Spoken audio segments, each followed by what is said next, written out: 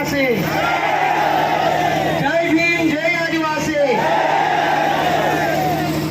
ముందుగా నేను కేవలం జీవో నంబర్ 3 మరియు 1/70 యాక్ట్ గురించి మాత్రమే మాట్లాడతానని తెలియజేస్తున్నాను. గౌరవ పోలీస్ అధికారులు కానీ లేదా నన్ను వ్యక్తిగతంగా ద్వేషించే మత పెద్దలు కానీ మీరేం ఆవేశపడక్కర్లేదు. నేను మీ చేత దెబ్బలు తినడానికో అరెస్ట్ కావడానికో ఒకరి చోట చెప్పించుకునే బిడ్డను కాదు. నేను బాబాసాహెబ్ అంబేద్కర్ బిడ్డనే. జోహార్ బాబాసాహెబ్ అంబేద్కర్. కొనసాగిద్దాం బాబాసాహెబ్ అంబేద్కర్ స్ఫూర్తితో, పోరాడదాం రాజ్యాంగ స్ఫూర్తితో శాంతియుతంగా. జై భీమ్, జై గిరిజన. ఆదివాసుల హక్కుల కోసం పోరాడదాం. మిత్రులారా, పెద్దలారా, చాలా కాలం పాటు మీడియా కొద్దిమంది చేతిలో ఉండి అధికారులు ఇచ్చిన కాగితాలను ముద్రించడమో, పాలకులు చేసిన కుట్రలను ముద్రించి మన ప్రజలకి, మైదాన ప్రజలకి సమాచారం ఇచ్చారు. ఇప్పుడు ఇదే ఏజెన్సీ గడ్డలో పుట్టినటువంటి సోషల్ మీడియా ఇన్ఫ్లుయెన్సర్స్ అందరూ కలిసి వాళ్ళ కోడును, వాళ్ళ బాధను వాళ్ళ కెమెరాతో, వాళ్ళ గొంతుతో, వాళ్ళ యాస, వాళ్ళ భాషతో పెట్టారు. కాబట్టి ఈ పోరాటం ఇలా ఉవ్వెత్తునలేసింది. ఈరోజు చాలా మంది గిరిజన ప్రాంత యువత అనగానే రకరకాల చెడ్డ అలవాట్లకో, గంజాయికో, మద్యానికో బానిసలయ్యారని తప్పుడు ప్రచారం చేస్తున్నారు. అలాంటి వాళ్ళందరికీ చెప్పు దెబ్బగా పోరాట బిడ్డలుగా ఇక్కడికి వచ్చారు. నేను ఒక తెలంగాణ పోరాట బిడ్డగా, ఉస్మానియా యూనివర్సిటీ బిడ్డగా, సామాజిక ఉద్యమాల్లో పాల్గొనే ఒక సామాజిక కార్యకర్తగా, సోషల్ మీడియా చేస్తున్న విప్లవానికి మద్దతుగా నేను ఇక్కడికి వచ్చాను తప్ప నాకు 3 రోజుల క్రితం పెట్టిన ధృవ మరియు వెంకటరమణ వీళ్ళు పెట్టిన వీడియో చూసి ఇది చాలా అర్థవంతమైంది కదా, దీని గురించి కేవలం గిరిజన ప్రాంతంలో ఉన్నవారు మాత్రమే కాదు, మైదాన ప్రాంతంలో ఉన్న బుద్ధిజీవులు కూడా మాట్లాడాలి, మద్దతు ఇవ్వాలి కదా అని నేను మొదటగా పోస్ట్ పెట్టడం జరిగింది. గిరిజనుల కోసం గిరిజనులు మాట్లాడడమో లేదా ఈ గిరిజనుల పేరుతో ఏర్పడ్డ ఐటీడీ మా అందరి పైసలు తీసుకొని జీతాలు తీసుకునే అధికారులు మాట్లాడడమో కాదు. ఈ గిరిజనుల మీ దగ్గర నుంచి స్ఫూర్తిని పొందిన మైదాన ప్రాంత గిరిజనేతరులు కూడా దీనికి మద్దతు ఇవ్వాలి. ఆయా పువ్వుల మీద వాలిన తేనెటీగలు ఒక్కొక్క చుక్కను తన కాళ్ళకు అంటుకొని తమ భవిష్యత్తు బిడ్డల కోసము చిన్న తేనె చెట్ట కట్టుకొని అందులో ఆ తేనెను దాచుకొని తన బిడ్డకి ప్రసవించి దాన్ని కాపాడడం కోసం ఒక అందమైన తేనె చెట్టను, మధురమైన తీపిని అక్కడ పెడితే ఎక్కడి నుంచో వచ్చినటువంటి రాబందులు, గద్దలు, దోపిడీదారులు ఆ బిడ్డలను చంపేసి రాయితో ఆ తేనె చెట్టను కొట్టాలనుకున్నారు. కానీ ఆ తేనె తీగలు పువ్వుల మకరందాలనే కాదు, తన నొదుట ఉన్నటువంటి ముళ్ళును కూడా ఉపయోగించి ఆ దోపిడీదారులను కలిచిమ్మలు ఏకమైనట్టుగానే తేనె తీగల దాడికి తప్పు చేసే వాళ్ళందరూ గురి కాక తప్పదు. ఎప్పుడో శ్రీకాకుళ రైతాంగ పోరాటం తర్వాత ఏర్పడిన మీ బతుకుల్లో వెలుగులు నింపడం కోసం ఏర్పడిన ఈ ఐటీడీఏలు ఇంకా వెలుగులు నింపలేదు. కానీ ఎక్కడి నుంచో వచ్చిన కొండమ్మ మాత్రం 7 ఇంటి కట్టిందట. ఆమెది ఇక్కడి భాష కాదు, ఇక్కడి బతుకు కాదు, ఇక్కడి మెతుకు కాదు, ఇక్కడి బతుకులో భాగం కాకుండానే ఆమె ఏడుగులు కట్టగలిగింది. మరి తాత ముత్తాతల నుంచి ఇక్కడే పుట్టి ఆకాశంలో ఎగురుతున్న పక్షిని కొట్టగలిగిన, తనకంటే వేగంగా పరిగెత్తే పులులను వేటాడగలిగిన, మదించిన ఏనుగులు కూడా బంధించిన ఈ వీరుడు ఇంకా ఎందుకు తినడానికి తిండి, కట్టుకోవడానికి బట్ట, ఉండడానికి ఇల్లు లేదు? ఇంకా ఎంతకాలం ఈ ఐటీడీఏల మీదనే ఆధారపడాలి? ఇంకా ఎంతకాలం ఆయా ప్రాంతాల్లోంచి, మైదాన ప్రాంతాల్లో నుంచి వచ్చిన ప్రజాప్రతినిధులు చెప్పు చేతుల్లో ఉండే నాయకుల చేతుల్లో కోసం పోవాలి. అందుకే ఈరోజు ఇన్ఫ్లుయెన్సర్స్ అందరూ కేవలం గొట్టం చేతులు పట్టుకున్నాం కాదు బిడ్డ, మా గొంతు, మా బతుకును సమాజానికి చూపిస్తున్నాం. ఈరోజు ఏ ఒక్క వ్యక్తి కూడా, ఇన్ఫ్లుయెన్సర్స్ ఏ ఒక్కరు కూడా కెమెరా వెనక నుండి ఇక్కడి బతుకును చూపిస్తున్నారు. అందుకే ఈ విజయం ఇన్ఫ్లుయెన్సర్స్దే. ఇది ఈ జనరేషన్లో నేను తెలంగాణ ఉద్యమంలో పాల్గొని అనేక సార్లు జైల్లోకి వెళ్ళిన, పోలీస్ స్టేషన్లో బంధించబడ్డా. కానీ అక్కడ వచ్చిన పోరాటం కంటే ఇక్కడ మీ పోరాటంలో ఇంకా ఎక్కువ నీతి, న్యాయం, ధర్మం ఉంది. ఒకవేళ ఈ మైదాన ప్రాంతానికి ఎవరైనా, మైదాన ప్రాంతం వారు ఈ గిరిజన ప్రాంతానికి ఎవరైనా వస్తే మేము 2 చేతులు కలిసి ఆహ్వానిస్తాం. మీరు అతిథులే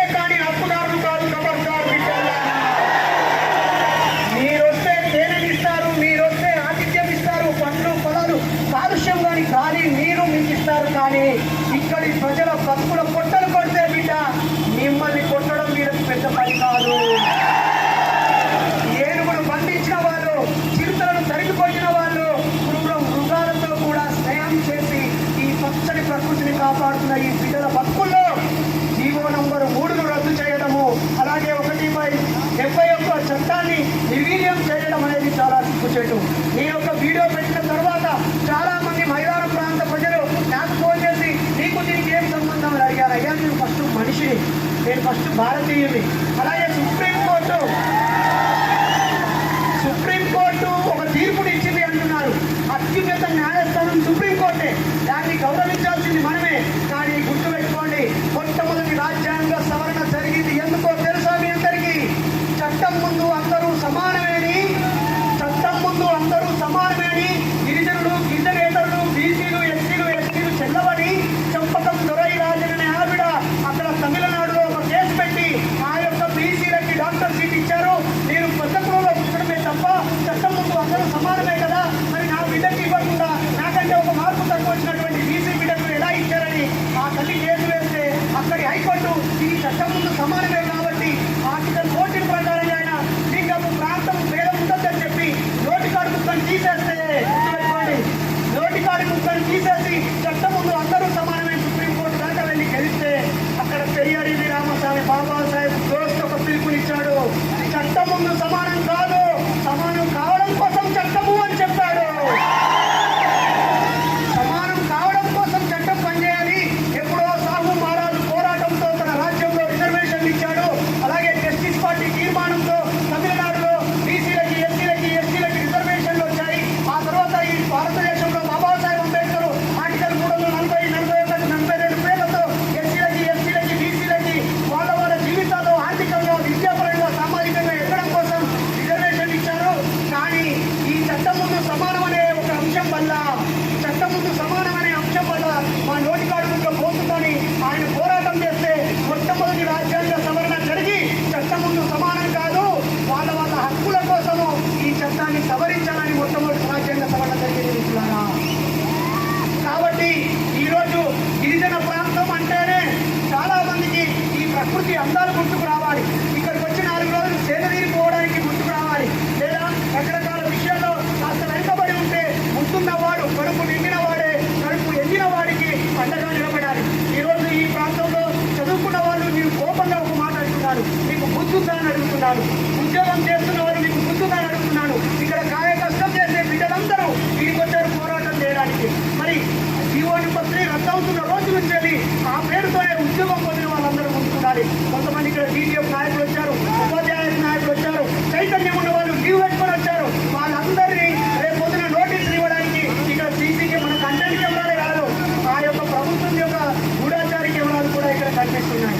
అన్నవాళ్ళు మాట్లాడుతూ చెప్పారు, మేము ప్రభుత్వానికి వ్యతిరేకం కాదంటున్నారు. ఇంతకంటే నిజాయితీపరమైన ఉద్యోగం ఎక్కడ కనిపిస్తున్నారా? ఓ గౌరవ చంద్రబాబు నాయుడు గారు, మీరు మైదాన ప్రాంతానికి ముఖ్యమంత్రి మాత్రమే కాదు, ఈ బిడ్డలకు కూడా మీరే ముఖ్యమంత్రి గారు. గౌరవ ఉప ముఖ్యమంత్రి పవన్ కళ్యాణ్ గారు, మీరు ఉప ముఖ్యమంత్రి ఏమో కానీ నేను మిమ్మల్ని ప్రేమగా, నిస్వార్థంగా ప్రేమించే బిడ్డలు ఇక్కడ మీ అభిమానులు ఉన్నారు. మీ స్టైల్ అనుకరించే వాళ్ళు, మిమ్మల్ని ప్రేమించేవారు ఉన్నారు. మరి ఇదే ప్రాంతంలో ఈ పోరాటానికి వైఎస్ఆర్సీపీ నుంచి ఎంపీగా ఎమ్మెల్యే గెలిచిన మాకు ఓట్లు వేసిన బిడ్డల గొంతు వినిపేయడం కోసం ఇక్కడ ఒక ఎంపీ గారు, ఒక ఎమ్మెల్యే గారు సాధారణ పౌరులుగా వచ్చి నిలబడ్డారు. ఇది కంటెంట్ క్రియేటర్స్ పరిచయము. మన నాయకుడు చెప్పాడు, మొత్తం ప్రాంతానికి తండ్రి లాంటిది ఇక్కడ ఉన్న జిల్లా కలెక్టర్, తండ్రి లాంటిది ఇక్కడ జిల్లా కలెక్టర్. ఈ జిల్లానే గిరిజన జిల్లా, ఇక్కడ ఉండే కలెక్టరే తండ్రి మొత్తం మనందరికీ జవాబుదారి. తాను ఇంత పెద్ద ప్రజలు ఇక్కడికి వస్తే తాను ఇంకో చోటికి వెళ్ళడం అనేది నిజంగా ఇది మనం రిక్వెస్ట్ చేద్దాం, డిమాండ్ కాదు. మనం ఏం రిక్వెస్ట్ చేద్దాం? మా గోడు వినడం కోసం మా మధ్యలో వచ్చినట్టే మా వాళ్ళు నిజమా కాదా? అలాగే చివరిగా మిత్రులారా, ఈ జనాన్ని చూసి ఖచ్చితంగా ఈ కూటమి ప్రభుత్వం మీకు అనుకూలంగా ఒక నిర్ణయం తీసుకుంటుంది. అలా తీసుకోకపోతే కూటమి ప్రభుత్వానికి వ్యతిరేకంగా మీరు కూడా ఒక నిర్ణయం తీసుకోవాలి. అండగా ఉంటే తోడుగా ఉంటాం, అడ్డగిస్తే ఖచ్చితంగా తరిమి కొడతాం. పోరాడితే పోయేదేమీ లేదు, బానిస సంఖ్యలు తప్ప. కాబట్టి ఈ గడ్డ మీద కుట్ర చేసి ఆల్రెడీ భూములు ఆక్రమించి బినామీలుగా ఉన్నారు. నాకు మిత్రుడు అరకు వెళ్తే, రిసార్ట్ వెళ్తే ఈ 9 ఎకరాలు నీకెక్కడ లేదు, నువ్వు రెండోనే అంటే ఏమన్నా వేరే పేరు మీద వెతికిస్తున్నా అని చెప్పి. సో మేము మధ్యాహ్న ప్రాంత ప్రజలుగా, మైదాన ప్రాంత ప్రజలుగా, నాన్ ట్రైబల్గా, ఒక బీసీ బిడ్డగా ఈ ఉద్యమానికి పూర్తిగా మద్దతునిస్తున్నాం. మైదాన ప్రాంతంలో జరిగే ప్రాంత పోరాటాల్లో కూడా మేము తోడుగా ఉంటాం, రాజ్యాంగాన్ని గౌరవిస్తాం. కించపరచడం, అవమానించడం, కించపరచడం, ఉద్రేకాన్ని రేకెత్తించడం, శాంతి భద్రత దెబ్బతీయడం వెంట్రుకంతా కూడా మాకు ఇష్టం లేదు. మేము హింసను నమ్ముకున్న వాళ్ళు అమరులు అయిపోయారు. మేము అమరులం కాము, విజేతలం అవుతాము. ఆ విద్యార్థుల దగ్గరికి, గ్రామ ప్రజల దగ్గరికి వెళ్తామని ఈ సమస్యని కళ్ళకు కట్టినట్టుగా చూపించిన ఈ కెమెరా కార్మికులందరికీ వీళ్ళకెవరు జీతాలు ఇవ్వరు, వీళ్ళకెవరు వీళ్ళందరూ జీతాల కోసం పనిచేసే కాదు, ఇక్కడ జీవితాల కోసం పనిచేసేవాళ్ళు. కాబట్టి మీడియా, మెయిన్ స్ట్రీమ్ మీడియా, పత్రికలు, మీడియా చాలా పార్టీలు, చాలా కొద్ది కులాల చేతిలో బందీ అయిపోయాయి. కాబట్టి సోషల్ మీడియా ఈ ప్రజా సమస్యలు ఎత్తుకున్నందుకు అభినందనలు తెలియజేస్తూ, ఈ పోరాటంలో మమ్మల్ని భాగస్వామ్యం చేసినందుకు మీకు కృతజ్ఞతలు తెలియజేస్తూ, ఒక ఉపన్యాసకుడిగా, సోషల్ యాక్టివిస్ట్గా, రాజ్యాంగం పైన అవగాహన వ్యక్తిగా, మీ తమ్ముడిగా మేమందరం తోడుగా ఉంటామని, మీ వెనుకాల ఉస్మానియా యూనివర్సిటీ ఉంటుంది, తెలంగాణ పోరాట బిడ్డలు ఉంటారు, రాజ్యాంగం చేరవచ్చిన అంబేద్కర్ వారసులు మీతో ఉంటారు, వీరముండా వారసులు ఉంటారు, కుమ్రంభీం వారసులు ఉంటారు, దొడ్డి కుమ్రయ్య వారసులు ఉంటారని తెలియజేస్తూ నన్ను భాగస్వామ్యం చేసినందుకు మరోసారి జై భీమ్, జై హింద్.